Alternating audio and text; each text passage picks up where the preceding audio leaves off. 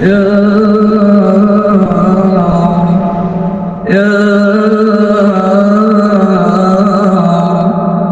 نستودعك أياما قادمة لا نعلم خفاياها، ولكننا نعلم أنك سبحانك خير مدبر وخير من أودعت له الودائع، فنستودعك وطننا وأنفسنا وأولادنا وأهلنا وأحبتنا وأقدارنا، فاحفظها يا رب.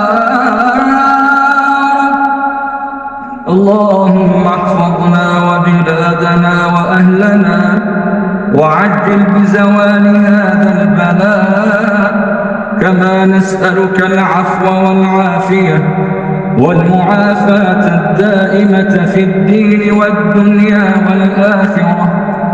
اللهم ارزقنا لطف القدر وصحة البدن وطيب الخاطر وعافية الدهر، وارزقنا عفوك وعافيتك ومغفرتك ورضاك ورحمتك ورزقك وشفاك وغناك وكرمك ولطفك، وجعلنا من النفوس الطاهرة والقلوب الشاكرة والوجوه المستبشرة الباسمة، وارزقنا طيب المقام وحسن الختام يا رب يا رب.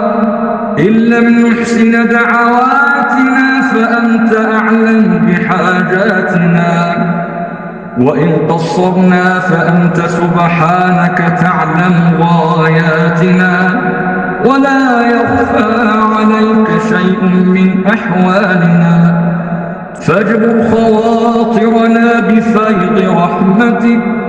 اللهم أسعد قلوبنا بذكرك وطاعتك. اللهم أنت ربنا لا إله إلا أنت، عليك توكلنا وأنت رب العرش العظيم.